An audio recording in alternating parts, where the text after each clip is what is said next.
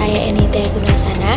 Saya dari Fakultas Syariah Hukum dan Ekonomi Islam, Prodi Ekonomi Syariah, dengan nomor NIM 1225006. Pada video ini, saya akan sedikit memaparkan ringkasan materi perkuliahan semester 1 mata kuliah Tarikh Tasyrik yang telah saya pelajari. Penyampaian ini diharapkan dapat menggambarkan pemahaman saya terhadap konsep-konsep utama yang menjadi dasar pembelajaran selanjutnya.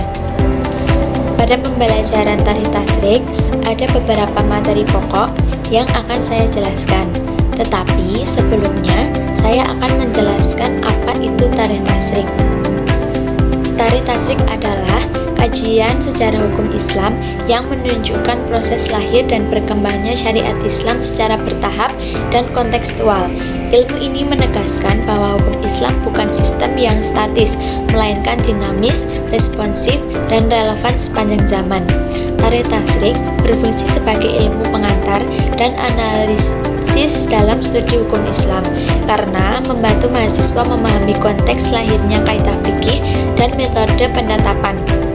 Tujuan pembelajaran Tarikh Tasyrik untuk menunjukkan bahwa hukum Islam bersifat fleksibel dan adaptif dan menjadi dasar bagi ijtihad kontemporer termasuk di bidang ekonomi syariah. Langsung saja pada materi pokok yang pertama, yaitu periode pertumbuhan Rasulullah SAW. Periode ini berlangsung sejak diutusnya Nabi Muhammad SAW hingga wafat beliau. Pada fase ini, hukum Islam tumbuh secara organik dan normatif melalui wahyu. Pembentukan hukum bersifat kontekstual, menyesuaikan kondisi sosial, budaya, dan psikologis masyarakat Arab. Prinsip tadaruj atau bertahap menjadi ciri utama dalam penetapan hukum. Materi yang kedua yaitu karakteristik hukum Islam pada masa Rasulullah. Hukum Islam pada masa Rasulullah memiliki 4 karakter. Yang pertama, bersumber langsung dari wahyu, Al-Quran, dan Sunnah. Yang kedua, fleksibel dan aplikatif. Yang ketiga, menekankan keadilan dan kemaslahatan. Yang keempat, Rasulullah berfungsi sebagai legislator, hakim, dan eksekutor hukum. Tidak terdapat perbedaan pendapat hukum karena otoritas tunggal berada pada Rasulullah. Materi ketiga yaitu periode Khulafaur Rasyidin, perkembangan hukum dan ijtihad sahabat. Pada masa Khulafaur Rasyidin, wilayah Islam meluas sehingga muncul persoalan hukum baru. Para sahabat melakukan ijtihad dengan berpedoman pada Al-Quran dan Sunnah. Ijtihad dilakukan secara kolektif atau bermusyawarah dan individual dengan mempertimbangkan kemaslahatan umat.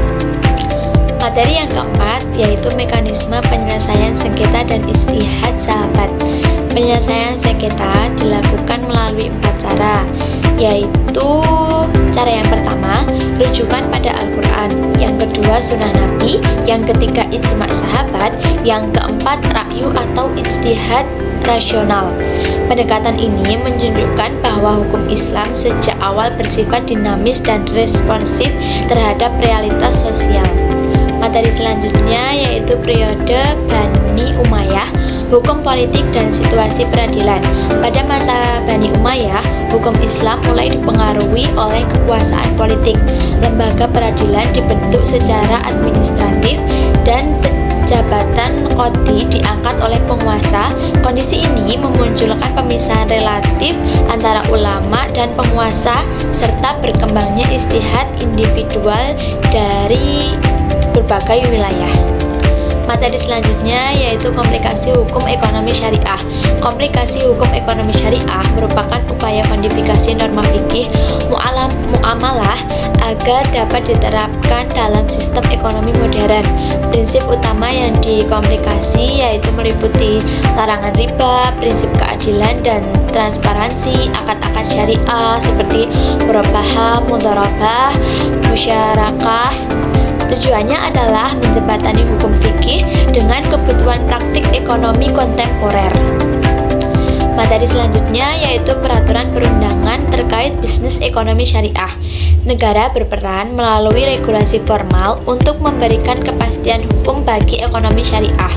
Peraturan ini mencakup perbankan syariah, lembaga keuangan syariah non-bank, penyelesaian sengketa ekonomi syariah melalui peradilan agama.